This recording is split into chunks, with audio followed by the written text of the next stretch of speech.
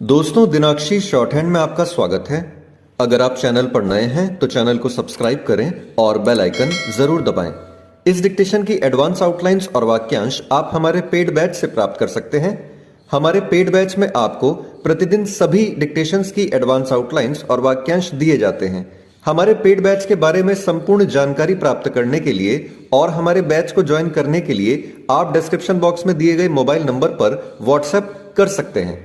इस डिक्टेशन की demo outlines आप हमारे टेलीग्राम ग्रुप से प्राप्त कर सकते हैं। तो चलिए डिक्टेशन को स्टार्ट करते हैं। डिक्टेशन 5 सेकंड बाद स्टार्ट होगी। Ready, start.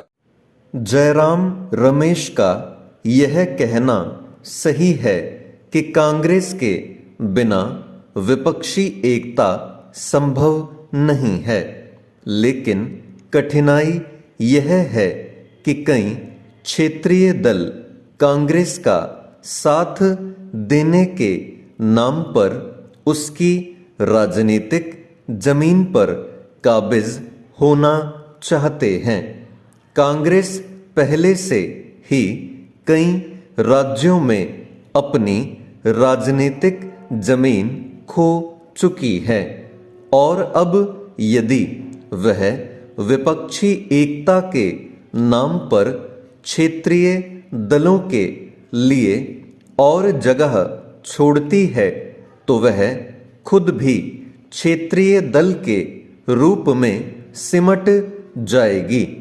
इसकी अनदेखी नहीं की जा सकती कि आज कांग्रेस उन अनेक राज्यों में तीसरे चौथे नंबर का दल बनकर रह गई है जहां कभी वह पहले स्थान पर थी। यह सही है कि कई क्षेत्रीय दल कांग्रेस को साथ लेकर भाजपा का मुकाबला करने की पहल कर रहे हैं, लेकिन उनमें से कई उसका नेतृत्व स्वीकार करने के लिए तैयार नहीं। इनमें से कुछ राहुल गांधी को प्रधानमंत्री पद का उम्मीदवार मानने को तैयार नहीं। ऐसे कुछ दलों ने कांग्रेस के बिना विपक्षी दलों को एकजुट करने की रणनीति अपना ली है।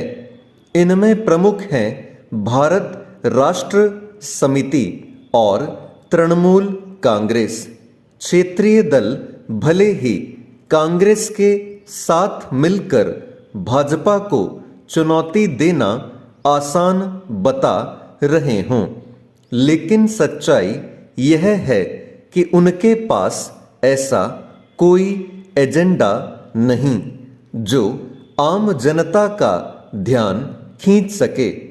एक तथ्य यह भी है कि उनका दूसरे राज्यों में कोई प्रभाव नहीं है। राष्ट्रीय एवं अंतर्राष्ट्रीय मामलों में भी उनकी दृष्टि संकीर्ण है। अब तो वे रेवड़ी संस्कृति को भी अपनाते जा रहे हैं, जो कुल मिलाकर अर्थव्यवस्था का बेड़ा गर्क करने वाली है।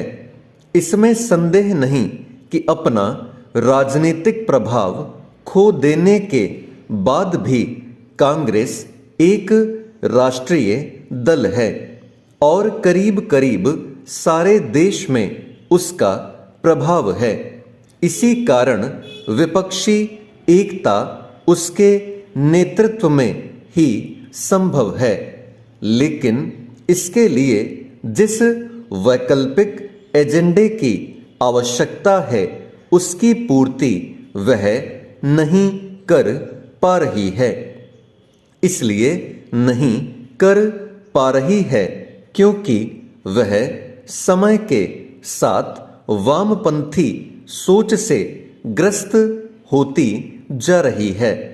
वह रेवड़ी संस्कृति को बढ़ावा देने में क्षेत्रीय दलों से होड़ ले रही है।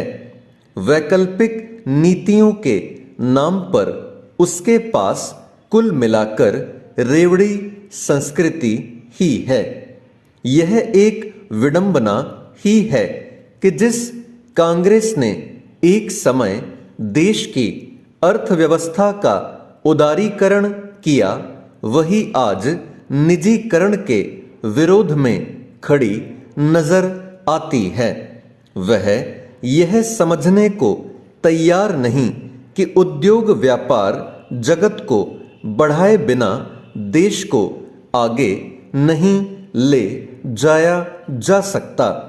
यदि कांग्रेस यह चाहती है कि उसके नेतृत्व में विपक्षी दलों का कोई सशक्त गठबंधन बने और वह भाजपा को चुनौती देने में सक्षम हो, तो उसे सबसे पहले ऐसा कोई एजेंडा बनाना होगा जो देश के लोगों को आकर्षित करे। फिलहाल कांग्रेस ऐसा नहीं कर पा रही है।